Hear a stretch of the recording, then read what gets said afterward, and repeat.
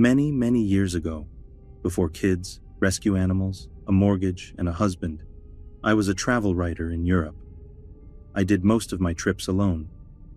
This story is about the first time I visited Prague. I'd never been to Prague, and the trip was last minute, so I had little time to prepare.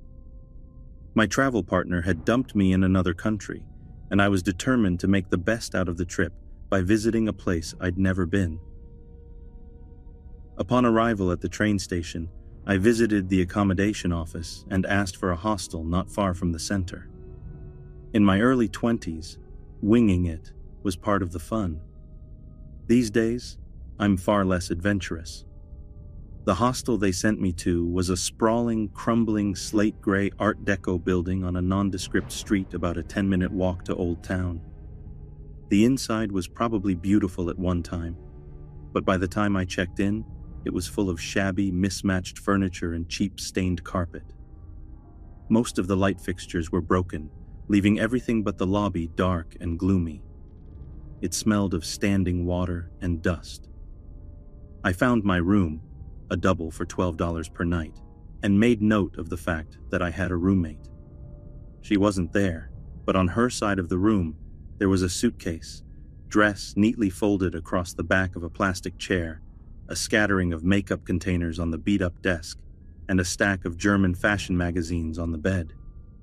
As I had no plans or goals on this impromptu trip, so I spent the afternoon exploring Old Town Square, the Jewish Quarter, and Wenceslas Square. I purchased some Czech crystal for my mom and painted eggs from a street vendor for myself.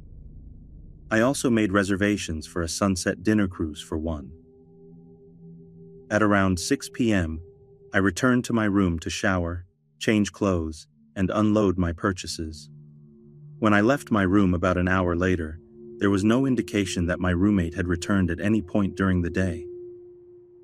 After the cruise, I stopped at a tiny bar on Tinska and had a glass of wine.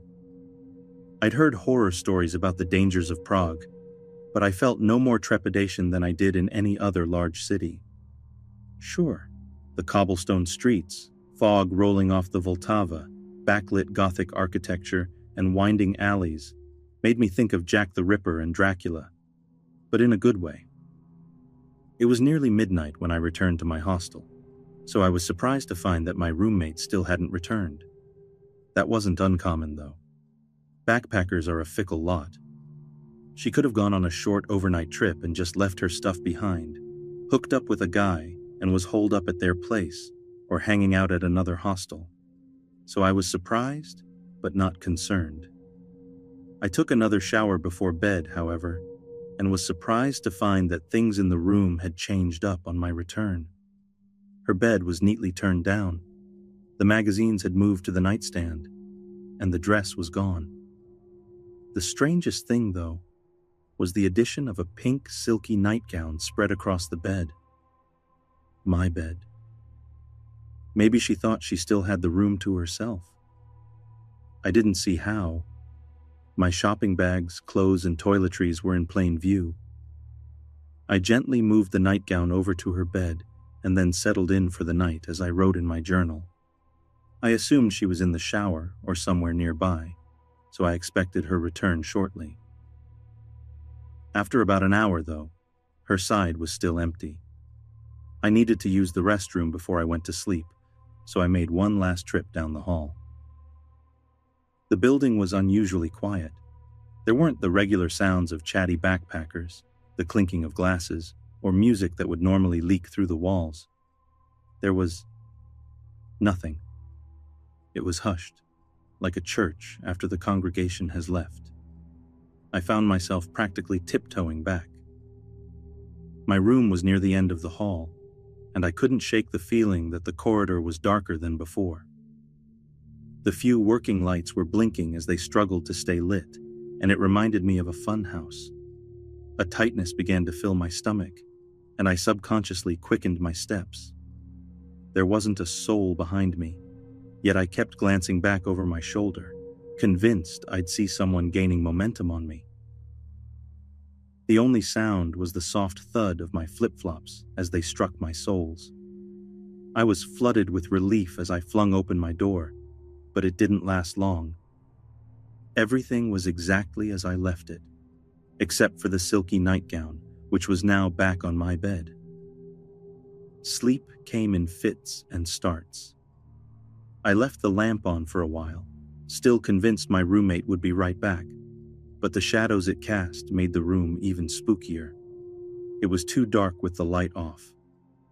I'd finally slipped into a deep sleep when I suddenly heard the door open. A man stood in the darkened doorway, the hall light behind him showing just enough for me to see his contorted face.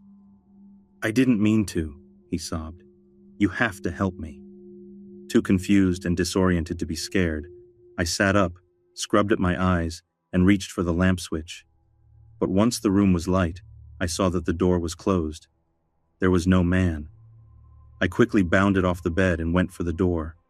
It was locked. Nobody could have entered without a key. And the hallway? Empty. I passed the rest of the night fully clothed, sitting up in bed and with the light on. Though I'd paid for 2 more nights, at 7 a.m., I gathered all my stuff and went down to the reception desk to check out. "By the way," I said to the 20-something receptionist, "my roommate never returned. I'm a little concerned." She picked up the room key, looked at it hard, frowned, and then glanced at her computer. "What room were you in again?" When I repeated it to her, she looked back at her screen. "Ma'am, that room's been empty for 3 weeks, and it's been cleaned since then. We only have 6 people in the whole building. The hostel has since been renovated and is now a luxury hotel."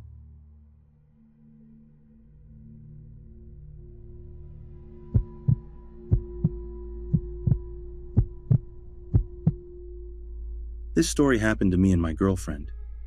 To give you some context, she and I met online in 2015 and fell in love. We communicated via Skype for 3 years because we lived in separate countries until I came to live with her in February of 2018. So a few weeks or so before I flew to meet her, she had made friends with a group of guys in her hometown, and I got to meet them shortly after living with her. They ranged in age from 16 to 18, and they would come over to visit us very often because we lived close to the high school they attended. At first, I found it a bit weird that they would always come over and take up so much of our time, but they turned out to be really good friends over time. But back then, there was one in particular that always bugged me. Dan. As I mentioned earlier, the guys would come and visit and hang out with us a lot, but Dan was the one that would always take up most of our time. I say this in the sense that he would message us early almost every day, asking if we were home and if he could come over, and would proceed to spend almost the entire day, from morning to night, or early afternoon to night, depending on his work schedule, at our place. He would also go out of his way to meet us and bump into us wherever we went, whether it was the store, a coffee shop, or any other place you could think of. While I found this annoying, there wasn't anything particularly creepy or weird going on yet. Mind you, we live in a small town where it's almost impossible to not run into someone you know on the way to buy groceries or something like that. Plus, I had only known him for about as long as my fiancée had known him, which wasn't a very long time, so I thought I was maybe judging him too harshly. Also, he was in a long-distance relationship with a girl from another country whom he was hoping to meet in real life, just like me, so I could at least relate to him in that aspect. I decided to let it slide, but made a note to keep an eye out for any suspicious behavior. The problems seemed to start once he also started trying to incorporate himself into other aspects of our life. He would make friends with anyone we'd been friends with for a long time, tag along with us whenever we were going to meet up with said friends, even though he hadn't been invited, hang out with them without us knowing, etc. My favorite instance, and the one that made me become more suspicious with him, was one time when we were going to hang out with some longtime friends of my fiancée.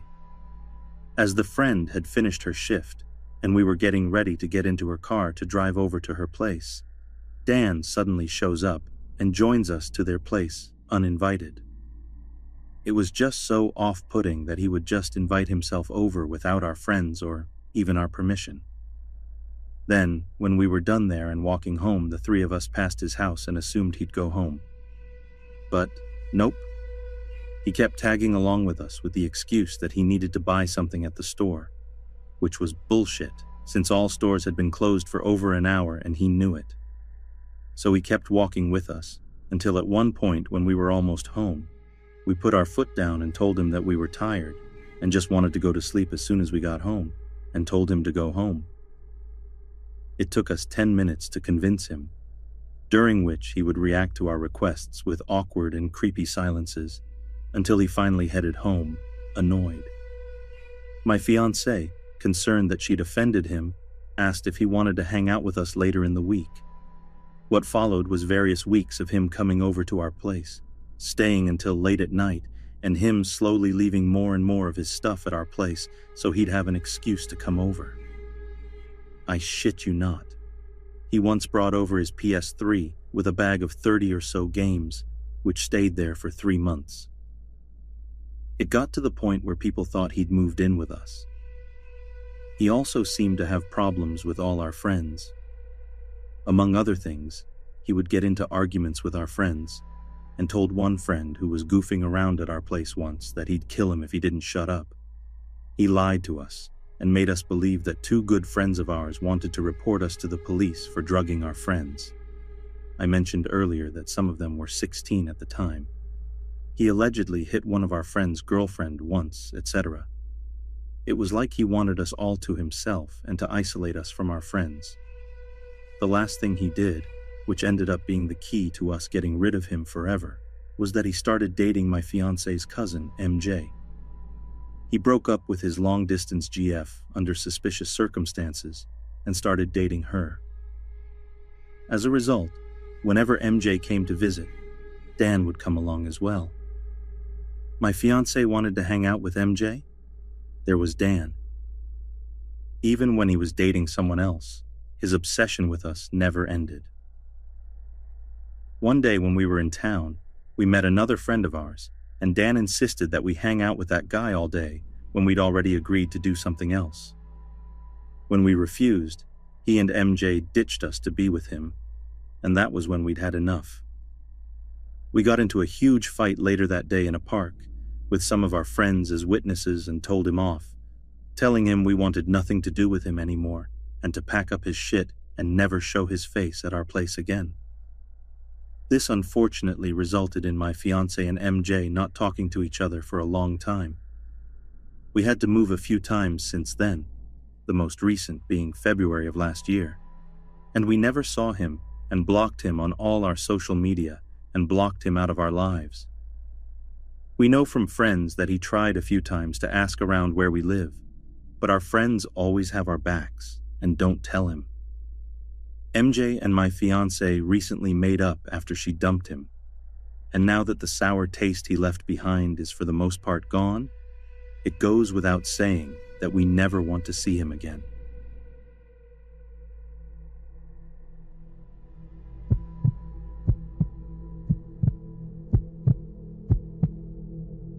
This is a story about a roommate that my boyfriend and I had many years ago, when we first started college. His name was Bob. We'd been friends with this guy for about a year. He was a character with a lot of interesting quirks, but nothing that seemed really dangerous at first. First of all, he was amazingly creative. He was a great artist and could also pick up a musical instrument he'd never played and figure it out in a couple of hours, which was very impressive. He had an amazing ability to focus. One crazy thing he could do was to pick flies straight out of the air. He'd get this intense look on his face as he watched the fly. Then he'd slowly approach it and bam, pinch it out of the air in mid-flight. He also liked to burn things. Often we'd be kicking back and suddenly there'd be the smell of burning hair or something. There he would be, sitting over the ashtray burning something he'd found, with that same intense look of concentration on his face. Once someone brought over this big stand-up cardboard Easter bunny. We didn't have it for an hour before we noticed smoke coming from the front yard. There he was, watching the bunny burn. In retrospect, there were some things that indicated something was wrong with him, beyond his quirky behavior. A couple of times he accidentally hurt my dog, shut his leg in the door, or carelessly grazed him with a lit cigarette. Once, when he was cat-sitting for a girlfriend, the cat mysteriously disappeared. A girl I knew claimed that he had tried to bury her puppies under a shed. They liked to crawl under there to sleep, and he filled in the entrance. But he and she had kind of a weird history, so I believed him when he denied it. So one day some friends of ours came by the house while we weren't home. They caught him picking up and throwing one of our dogs, hurting her, for fun. I confronted him over this, as I was naturally pretty upset. He told me in a completely matter-of-fact way that he'd decided to conduct an experiment that he'd been working on for a while. He wanted to see if he gave my dogs only bad attention and pain, whether they would learn to enjoy it. He acted like this was a totally rational explanation. I told him that this was crazy, and asked him where he'd come up with such a horrible excuse for torturing my dogs. After some argument, he admitted that while he was doing an experiment, he really did enjoy seeing the look or fear in their eyes when he hurt them. He also admitted that he'd had similar desires to do the same to women, though he hadn't acted on them. Again, with these confessions, he didn't seem at all remorseful. He said it all in the same tone that you'd typically tell someone you decided to take some painting classes or something mundane like that. Needless to say, we made Bob move out and stopped hanging out with him. I don't know what all he did to our dogs when we weren't home for the 6 months he lived with us. I did hear from a mutual friend that when he found out our dog had puppies, that he was surprised that she could get pregnant after what he did to her. Pretty disgusting. I wouldn't be surprised to see his name in the papers as being a serial killer or something someday.